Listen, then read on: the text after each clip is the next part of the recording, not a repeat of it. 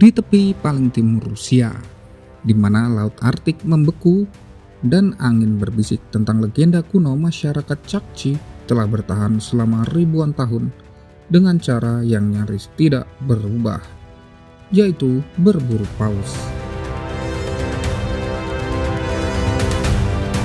Di Chukotka, tradisi bukan sekedar ritual, ini adalah nadi kehidupan. Di balik tundra tak berujung dan langit yang menyala dengan aurora tersimpan kisah ketangguhan, spiritualitas, dan ancaman kepunahan yang mengintai. Setiap musim semi, ketika es laut mulai retak, para pemburu bersiap. Mereka menggunakan perahu yang disebut anyapik, rakit ringan dari kulit walrus yang dijahit dengan urat hewan. Perahu ini dirancang agar lincah di antara pecahan es, tetapi juga beresiko diterjang paus yang terluka. Perburuan dimulai dengan kesabaran. Tim beranggotakan 6-8 orang mengamati laut berhari-hari, mencari gelembung napas paus atau bayangan raksasa di bawah es. Begitu target ditemukan, mereka mendekat diam-diam. Dengan tenaga penuh, harpun dilemparkan ke titik vital di belakang kepala paus. Hal ini bukan soal kekuatan, tetapi presisi. Jika salah melemparnya, paus akan membawa harpunmu pergi atau menghancurkan perahu. Setelah paus terluka, pertaruhan nyata dimulai. Paus yang marah bisa menyelam atau menyeret perahu sejauh 20 km. Para pemburu harus mengikuti sambil menjaga tali tetap tegang, sampai paus kehabisan darah. Butuh waktu berjam-jam, bahkan berhari-hari.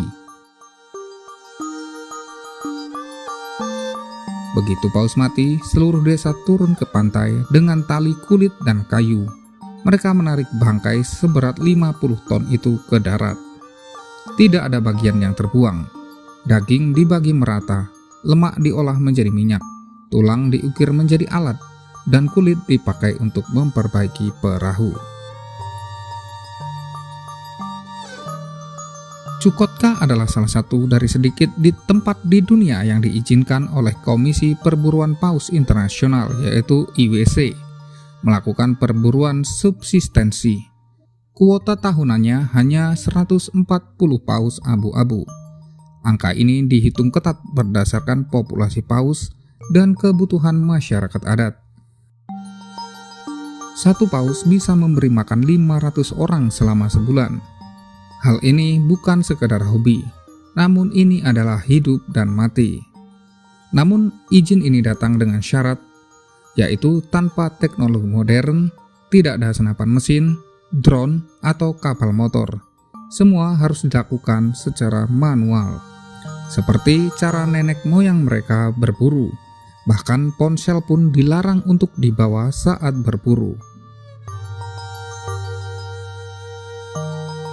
Pada tahun 2023, rekor suhu terpanas membuat paus abu-abu bermigrasi lebih jauh ke utara. Dahulu mereka bisa berburu 10 km dari pantai, namun saat ini harus 50 km. Perjalanan yang lebih jauh berarti resiko lebih besar. Badai tak terduga, hipotermia, atau kehabisan persediaan.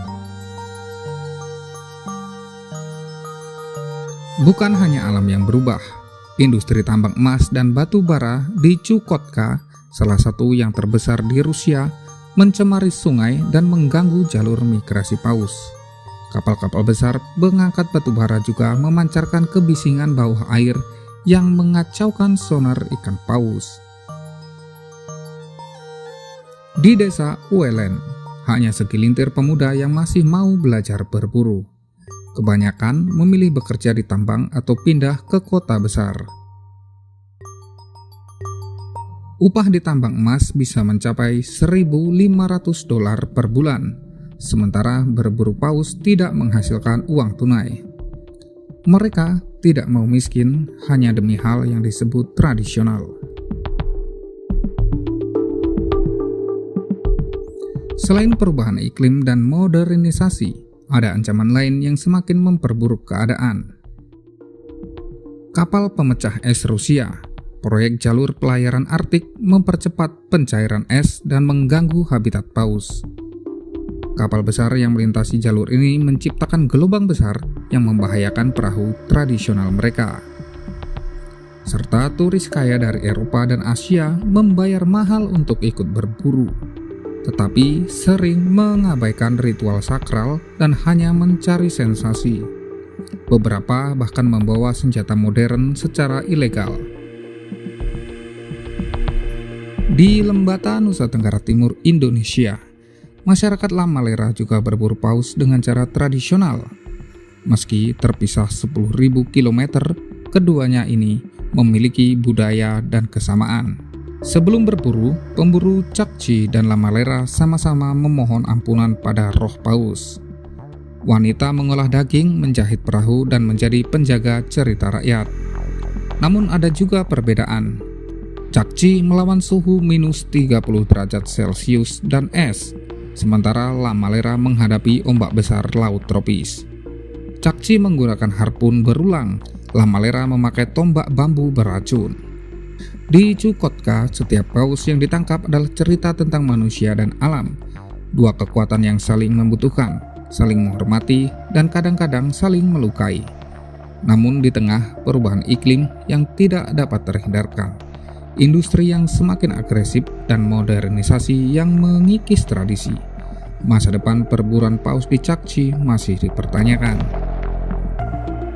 Akankah generasi muda tetap setia pada warisan leluhur mereka, ataukah tradisi ini perlahan akan segera menghilang, terkubur dalam arus zaman? Satu hal yang pasti, selama masih ada angin yang berbisik di tundra dan laut yang berdenyut di bawah es, perjuangan Chukchi akan tetap hidup.